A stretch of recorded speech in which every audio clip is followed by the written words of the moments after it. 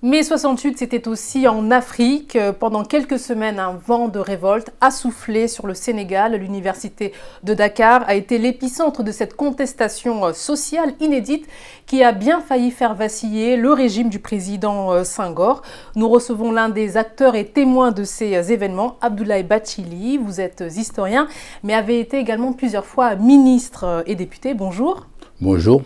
Alors, comme à Paris, le mouvement est parti des étudiants, quelles étaient vos revendications? Ce qui se passait à Dakar n'avait rien à voir, contrairement à ce qu'on peut penser, avec ce qui se passait en France. C'était un mouvement totalement indépendant, parti d'une grève des étudiants. Jusqu'ici, les étudiants titulaires de bourse avaient une bourse entière de 21 000 francs. Et le gouvernement, à la rentrée universitaire de 1967, a décidé de fractionner parce qu'ils disent que les étudiants sont devenus trop nombreux. Ils ne peuvent pas, à cause des allocations budgétaires, permettre de donner une bourse entière à tout le monde. Et donc, ça, c'était le déclenchement de la révolte. Nous sommes arrivés à déclencher une grève générale des cours avec boycott des examens, blocage de l'université, et c'est parti comme ça. Le gouvernement a réagi violemment en faisant intervenir la force publique et sur le campus, s'attaquer violemment aux étudiants, entrer, les chasser des piquets de grève au niveau des facultés, les poursuivre jusqu'à la cité universitaire, casser les chambres des étudiants, amener tous les étudiants dans des cars, de police, et les amener dans un camp militaire, le camp militaire de Archinar, dans la banlieue de Dakar, à Ouakam.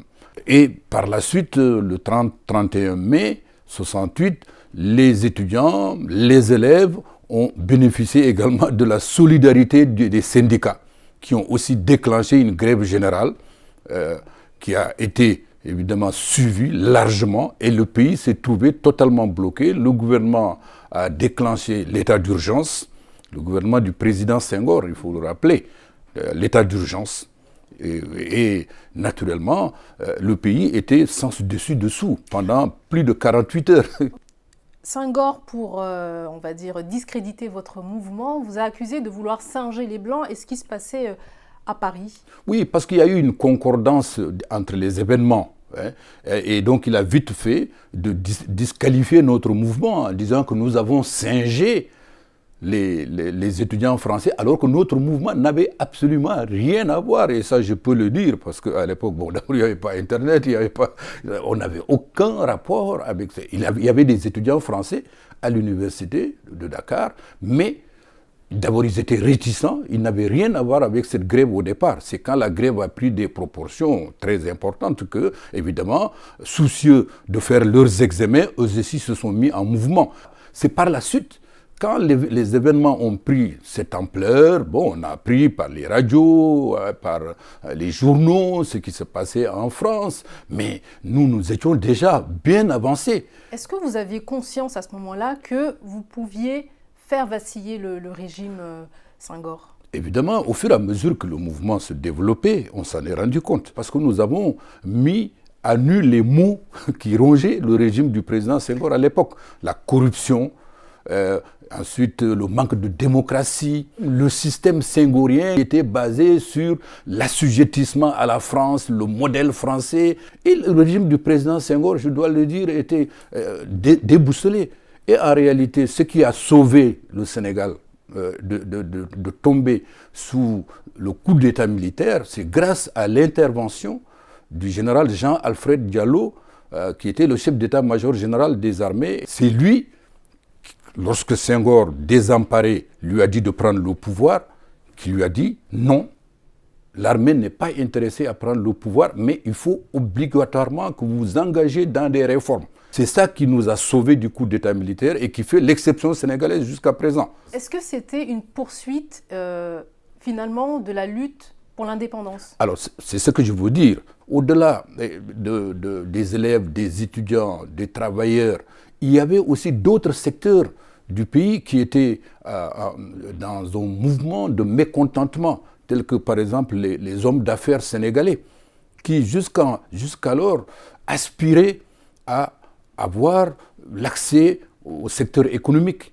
puisque en réalité, jusqu'en 68, le Sénégal était de fait, malgré l'indépendance, le drapeau, l'hymne national, dans le giron colonial. Les opérateurs économiques nationaux demandaient leur accès à l'économie nationale et la nationalisation de l'économie. En fait, c'était un mouvement de décolonisation qui a pris du temps.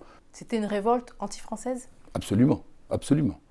Donc vous pensez que les événements de 68 ont fait du Sénégal ce qu'il est aujourd'hui? Pour une large part, parce que 68 a libéré des forces politiques, des forces sociales, et la peur a changé de camp.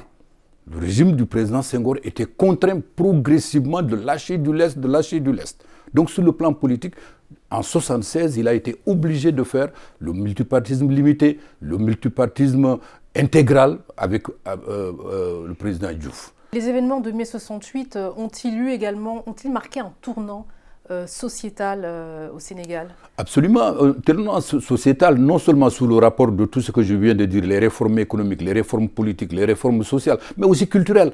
Parce qu'il y a beaucoup de jeunes à cette époque-là qui étaient contre le système de la politique culturelle telle que développée par le président Senghor, qui était une politique culturelle, à notre avis, à l'époque, trop élitiste. Donc il y avait beaucoup de mouvements sociaux, clandestins ou bien dans les quartiers, tels que les mouvements free jazz, les jeunes qui voulaient la liberté, une sorte de libération, en fait, des mœurs. Alors, donc, tout ça a été un cocktail en gestation qui a fait, disons, bouger la société sénégalaise vers quelque chose de beaucoup plus ouvert, vers une société plus ouverte, affranchie des codes traditionnels, aussi bien politiques, sociaux, moraux, etc.